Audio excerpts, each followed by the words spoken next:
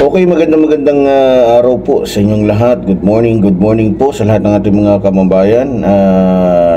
Lalong-lalo na po sa mga kababayan po natin na lagi pong sumusubaybay dito po sa ating programa Luzon, Visayas, Mindanao. Lalong-lalo na po yung mga kababayan natin sa abroad. Lahat po ng mga Epifanio supporters, magandang araw po sa inyong lahat. Okay, sa araw na ito ay napakahalaga po ng ating pag-uusapan. Ito ay tungkol po sa pag-imbita ng kamera sa dito po kay Digongyo o kay Rodrigo Roa Duterte na paatinin sa o may invitation si Rodrigo Roa Duterte para po sa magaganap ay kaapat na SONA na kung saan po ay muling magsasalita po yung State of the Nation ng ating Pangulong Ferdinand Marcos Jr. Okay, pero bago tayo bago natin talakayin yung patungkol po dito, gusto ko muna po bigyan ng daan yung katanungan po ng ating kapatid, yung kanyang reaksyon, no? So, ito't babasahin ko muna po, mga minamahal ko mga kababayan. Ayon po dito kay Efren Skate, no? So, sabi niya, KAP, dapat imbestigahan si Duterte o si Sara Lustay kung saan siya kumuha ng milyon-milyon money pambayad sa 16 na lawyers niya kay Kaufman palang 150 million amo.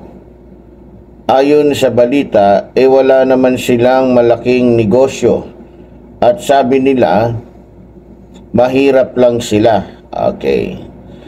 Mahirap lang sila. Sara, para hindi mahirapan, ibalik mo na lang yung pera ng bayan, ginastos mo. Siguro naman hindi pa aabot ng 2 billions ka sa magbayad sa mga abogadong yan na matatalo ka rin. Kung matandaan mo yan, si Porton, abogado ni Erap at Ampatuan, pero natalo sila. Si Erap natanggal as president, nakulong pa. Si Ampatuan ganun din, nakulong hanggang namatay sa kulungan. Kasi kahit anong galing ng abogado mo, hindi yan uubra kasi parehas sila malawak kaalaman sa batas. Mananaig pa rin ang katotohanan. Pwede yon mangyari, manalo lawyer mo kung ang kaharap nila mga janitor. Walang alam sa batas. Pwede nilang linlangin at mapaniwala kahit mali kasi mahina utak.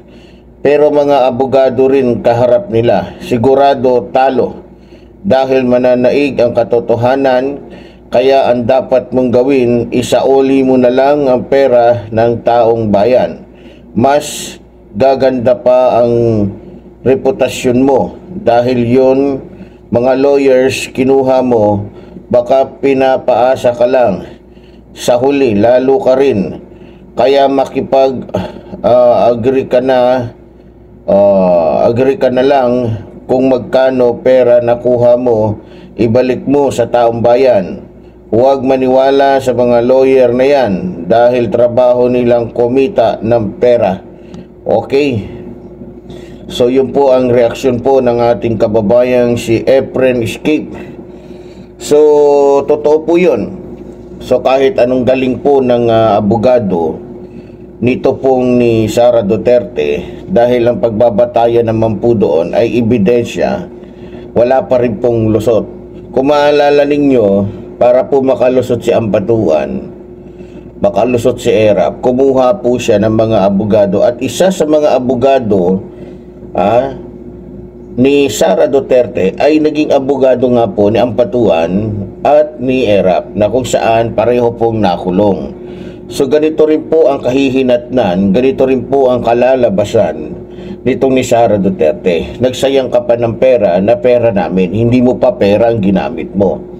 So sobrang kakapalan na po ito, mga minamahal ko mga kababayan. Pero ganun pa man, sa ayaw at sa gusto ni Sara Duterte, makukulong, matatanggal, mananagot at talaga mabibigyan ng hustisya yung lahat ng kanyang mga kawalangyaan, yung lahat ng kanyang mga ginawang hindi maganda sa taong bayan. So, okay, dumako na po tayo sa sentro po ng ating pag-uusapan ngayon. Alam nyo, natatawa ako kasi ewan ko lang sa akin lang to. Pero siguro talagang ganoon sa kamera dahil ayon na rin dito sa nakasulat, talagang nasa batas o talagang SOP na yon na kapag ka may mga mangyayaring katulad nga ng SONA o yung State of the Nation ng isang Pangulo, lahat ng nabubuhay na dating Pangulo, dating Senate President, dating Vice President ay imbitado po sa SONA. No? Pero para sa akin, natatawa lang ako kasi syempre, alam naman natin na sa dahig nasa kulungan nga itong si Digong.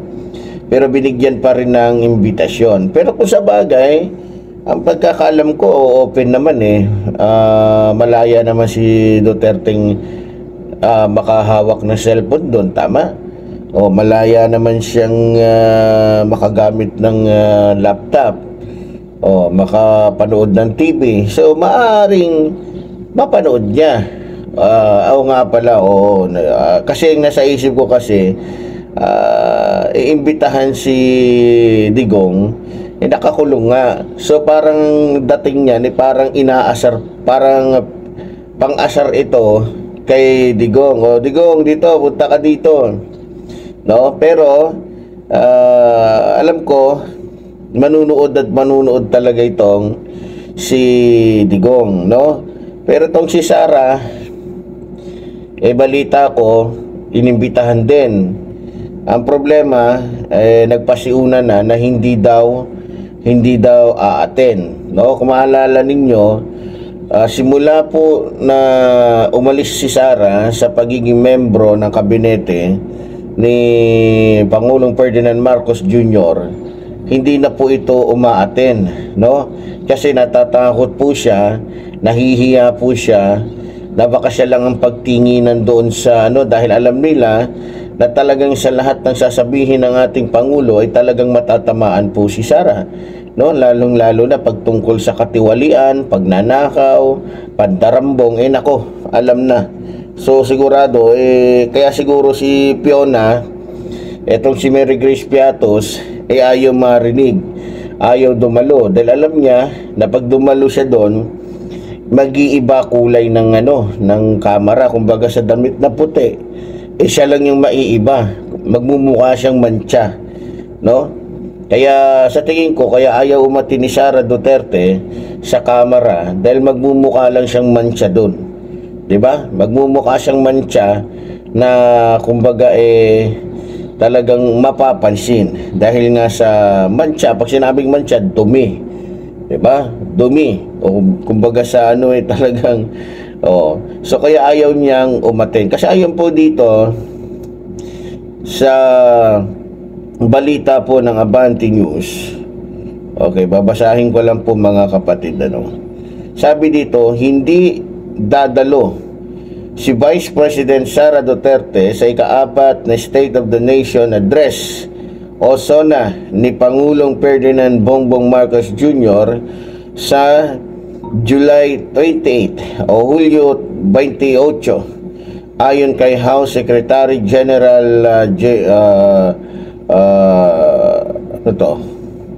Velasco. Okay, Secretary General Velasco nitong Huwebes. Okay, dali lang, may ads kasi.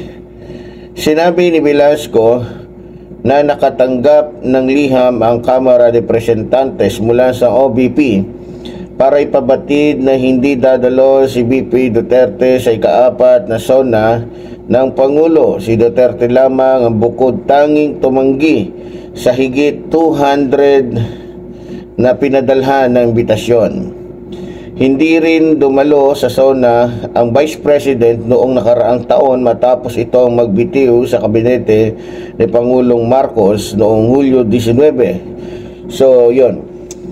Alam ko naman kung ano po yung iniiwasan ni Sara. Alam naman po natin na sa SONA po ng ating Pangulo, malimit niyang binabanggit o madalas niyang binabanggit doon yung kanyang mga proyekto na natapos o nagawa. At pagkatapos noon, lagi po siyang may paalala, no? Tungkol sa mga tiwaling mga opisyal ng ating bansa. At sigurado, mababanggit doon yung tungkol sa katiwalian, sa pagnanakaw ng pera ng taong bayan. Mababanggit doon sa SONA yung kanyang mga natapos, no? Yung kanyang mga proyekto. So, ayaw niyang umaten, sa nakikita ko, kaya ayaw niyang umaten dahil ayaw niyang magmukha siyang sinungaling. No? Kasi sigurado, kasi di ba malimit, sinisiraan ni Sara ang ating Pangulo. Siya na nga itong walang ginagawa, puro lang lakwatsa, puro lang pasarap sa buhay, puro lang biyahe dito, biyahe doon, na wala namang nagagawa, ni hindi nga marunong sumilip sa mga kababayan natin. Masipag lang kapag may eleksyon, ikot ng ikot para makuha yung simpatya ng taong bayan. Pero yung totoong trabaho wala. 'Di ba? Kitang-kita ninyo pagdating sa DepEd, malamang mababanggit din yan doon yung mga nagawa na ngayon sa DepEd, kaibahan noon si Sara pa ang nagano, tsaka yung ngayon na si Angara na. So ayaw ni Sara marinig yung accomplishment. Alam po, yan ang ayaw niyong marinig. Kung ano-ano yung mga na-accomplishment ni Angara o ng DepEd Secretary, ayaw niya marinig yun kasi talagang ang makikita agad siya, teka, ito yung longest na dating DepEd Secretary ngayon pag nakita ni Sara na malaki yung kaibahan, malaki na yung improvement, mapapahiya siya. Kumbaga magmumukha siyang doon sa usawan ng usapan kasi alam ng lahat kung gaano siya kabulastog Alam ng lahat kung gaano siya kawalang kwentang naging DepEd Secretary. Alam din ng lahat kung paano siya naging walang kwentang Vice President. So, sa lahat ng sasabihin, alam kasi ni Sara, sa lahat ng sasabihin ng ating Pangulo doon, siya ikasasakit ng kanyang ulo yon, ikasasakit ng kanyang damdamin dahil siguradong yung kanyang kasinungalingan, yung kanyang mga sinabi, ay talagang yun din ang magbibigay ng kahihiyan sa kanya. Katulad na lamang ng patungkol, sabi niya, ay hindi totoo yung bigas. Malamang baka natatakot siya at sabihin ng ating Pangulo doon, tapos nandoon siya, magkaisa tayo para sa ikauunlad. Ayaw ni Sara nun Ayaw ni Sara nun. Sabi ni Sara, ay ayokong tumulong, pero alam kong yung bigas, pero ayokong tulungan ng Ayaw niya tumulong? Bakit si Marcos ba kakain ng 20 pesos na bigas? Mga Pilipino. Pero anong ginawa ni Sara? Sabi niya, namumulitik ang ating Pangulo. Siya'y namumulitik Isinaalang-alang niya yung buhay, yung sitwasyon ng mga Pilipino. Mas kaya naman pala niya. Ba't di niya kayang gawin? Para ma-impress naman sa kanya, para na matuwa sa kanya yung mga Pilipino. Diba? Pero ang tanong, maniniwala ba kayo? Kaya niya. Kasi kung totoo yun, di sana nung siya ay naging mayor pa lamang ng Davao, nung presidente yung tatay niya, di sana noon pa lang ginamit niya na yung kaalaman niya na yan. So ibig sabihin, hindi totoo kung si Duterte nga mismo tatay niya na mas matindi sa kanya 7 pesos hanggang ngayon panaginip pa rin. Hanggang ngayon, isang kwento na lang. Diba? So, alam natin kung anong iniiwasan ni Sara na mabanggit yung tungkol sa katiwalian na kung saan siya yung gumagawa. Alam niya na sa lahat ng sasabihin ng ating Pangulo doon, bagamat hindi babanggitin ang kanyang pangalan, matatamaan talaga siya. Mapupunta siya talaga sa kanya yung sentro ng isipan, mata ng mga Pilipino doon, lalong-lalo ng mga mababatas. Siyempre, pag sinabi ng Pangulo natin, paalala sa mga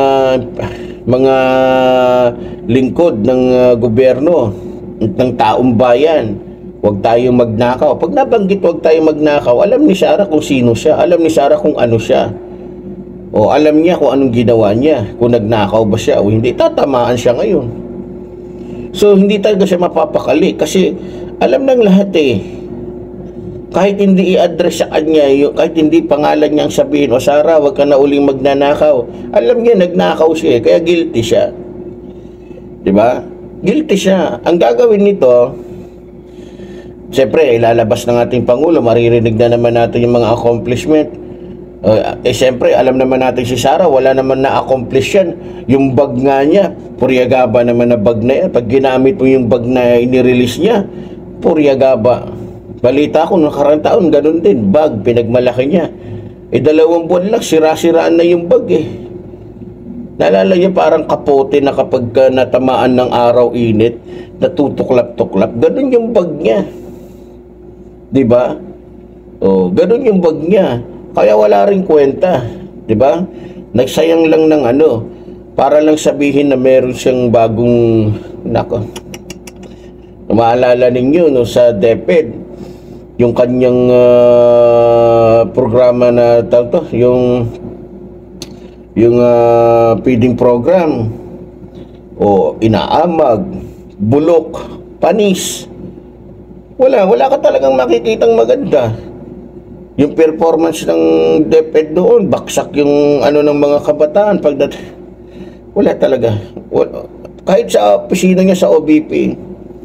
Kaya nga natatawa yung taong bayan binibiro na lang, dinadaan na lang sa congrats Sara Duterte, kahit wala kang ginagawa. Tatanggap ka na naman ng 700 million. Diba? So alam ko, kaya umiiwas si Sara, ayaw niyang dumalon. Dapat katungkulan niya para marinig niya, makita niya mismo sa mga mata niya yung nagawa ng administrasyon. Pero bakit ayaw? Kasi magigilty siya.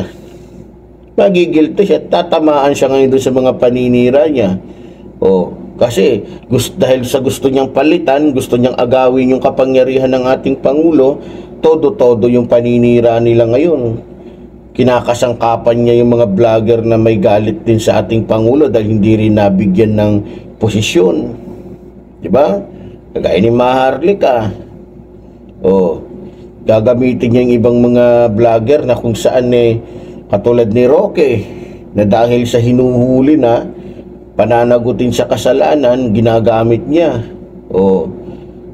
Marami. So, kaya sabi ko, malamang ayaw makita. Kasi sampal sa kanya yun Alam naman natin kung paano sinira ni Sara doon pa lang sa pulburon. Yung issue doon sa video ni Pangulong Ferdinand Marcos Jr. na siya ang may pakana nun, siya ang gumawa nun. Tapos iinutos lang niya kay Harry Roque na ikalat na siya yung gumagamit ng droga. Diba? So alam na natin ang dahilan, hindi dahil sa hindi na siya kaalyado. Ba't naman dati hindi naman kaalyado ni Rodrigo Roa Duterte si Leni Robredo umaatin? Kasi may mukhang ihaharap yung vice presidente natin noon. Alam niya na hindi siya nagnakaw, hindi siya mandarambong, hindi siya pokpok, hindi siya malandi, hindi siya sinungaling, hindi manggagamit. Lahat na kasi nakisara na Sa totoo lang, lahat ng kabaliwan, katarantaduhan, kasinungalingan, katiwalian, nasa pagmumukha, nasa katauhan na ni Sara Duterte, matindi. Sabi ko nga, kung hindi lang to vice president at walang pera pampaganda, talagang masasabi mo talagang kauring-kauri niya yung mga babae na nandiyan dyan sa Ermita, nasa Quiapo, na kung saan talagang mga scammer, talagang mga mambubudol, di ba? Ang kaibahan lang kay Sara, dahil may pera nga, mukhang tao pa rin. Pero yung gawa niya, mukhang tae. Di ba? So, alam ko, pagkatapos na hindi aatin ito, bibuelta ito, maninira na naman katulad ng ginawa niya sa 20 pesos na bigas ng ating Pangulo. 'Di ba? O nakalaunan, tsaka kasiraan niya, hindi niya alam, yung mga supporters niya, yun yung unang pipila para makabili. Kasi wala siyang naibibigay mismo sa mga ano niya, followers niya, sa mga ano niya. Well, hindi niya kaya yung ginagawa ng ating Pangulo. Kaya ang gagawin na lang niya, dahil hindi niya kaya yung ginagawa ng ating Pangulo, sisiraan na lang niya ating Pangulo. Para yung mga tao ay hindi sumuporta at hindi bumili doon sa 20 pesos. Pero wala siyang magagawa eh. Hindi naman niya kayang suporta, hindi niya kayang ibigay yung pangangailangan ng mga mismo mga supporters niya. O kaya mismo yung mga supporters niya, nakikipila na rin. Siyempre practical sila. Si Sara, puro lang naman paninira yan. Sabi niya, kaya niya. Ba't di niya gawin? Kahit para na lang sa mga supporters niya, kahit hindi na para sa mga ano, kung gusto niya maglagay pa siya ng ano, bawal dito ang hindi mga Duterte supporter, 'di ba? O di maglagay siya, tanungin niya, ano ka ba, bongbong ka o ano, sabihin na, ano ko, Duterte, o sabi, bongbong, hindi ka pwede, kahit yun na lang para mapakita niya kung talagang kaya niyang gawin o higitan yung kakayahan ng ating mahal na Pangulo na magbenta ng 20 pesos na bigas. Kung aalalahanin ninyo, kung sa DepEd nga alam nyo, nakakatawa kung sino pa yung taong hindi namimintas. Kung sino pa yung taong nagtatrabaho lang, yun pa yung madalas sinisiraan ng isang taong kapintas-pintas talaga. Diba? Kaya nga sabi ko, nakakahiya naman to si Sara. Talagang ugaling Bisaya talaga yung ugali, no? Na para lang masiguro makunta sa kanya yung kapangyarihan, sisirain talaga. Sabi ko, nakakasira ng image ng Bisaya tong gaga na to. Hindi ko naman nila lahat. Kasi Bisaya nga ako Kaya lang nakakahiya na. Porket nakatanggap lang, nakaranas lang ng konting kapangyarihan Huwag ganun. Magmumukha tayong ignorante na nga tingin sa atin ng mga, 'di ba, ng iba diyan. Lalo pa tayo magiging ignorante kasi yung nangyayari ngayon, mga minamahal ko mga kababayan, 'di ba? Dahil sa ayaw nilang mawala sa pinakamataas na kapangyarihan, nakatikim na nakukontrol nila lahat dahil na-booking sila, gusto nilang magkaroon ng mataas na kapangyarihan para mabaliwala na yun, hindi marinig, hindi makita yung katiwalian na ginawa niya. Diba? Pero hindi natin papayagan yan. Dapat maturuan talaga ng leksyon si Sara. O sa totoo lang, dapat nga ngayon, ibalik agad ang bitay Diba? Kasi,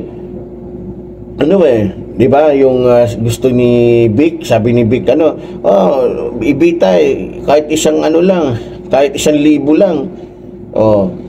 Kahit 1,000 lang yung 1,000,000 lang pala, 1,000,000 lang yung nilakaw. Bitay na. Ba't ayaw nila ngayon isulong yan? Pagpalagay na natin, hindi, sa totoo lang, kung ibababa ni Pangulo Ferdinand Marcos Jr. sa sang-ayunan, ipapasa yung bitay, patay to si Sara. Pati si Bongo, lalo na si Bongo, may kasong plunder. Diba? Kaya ayaw yan, hindi yan pipirmahan, lalong-lalo na nandyan si Jingo Estrada sa Senado. Nako, hindi niya pipirmahan yan. Lalo na kapag ang usapin patungkol sa pagnanakaw sa pera ng taong bayan, lalo na si Sara, hindi niya pipirma, hindi niya sasang-ayunan yan. Kasi alam niya magnanakaw siya So ganun pa man, mga minamahal ko mga kababayan, alam niyo, ang daming nasasabik. Kasi sa sonang ito, naniniwala ko na lahat ng babanggitin ng ating Pangulo dyan ay sampal po yan para sa mga naninira sa kanya, lalong-lalo na sa mga DDS, lalong-lalo na kay Sara Duterte. So lahat ng babanggitin ng ating Pangulo, kumbaga saan para silang hahampasin ng 2x2 dyan. Ito yung sinasabi yung weak leader, ito yun takot sila, pero asahan na natin na sa kabila na takot silang marinig ito, gagawa ng kasiraan sa ating Pangulo yung mga yan. Dahil yun lang naman yung kaya nilang gawin Wala silang kayang gawin kundi manira. Pero ito lang nakakatawa. Ang lakas nilang manira, pero sa totoo lang, sirang-sira sila sa mata ng mga taong saksi sa kung ano sila. So, yan lang po ang aking masasabi, no? So, salamat po sa inyong mga kababayan. So, muli po, tulad po ng sinasabi ng inyong lingkod, mabuhay po ang ating inang bayan. Mabuhay po nagmamahal sa ating inang bayan. Maraming salamat po.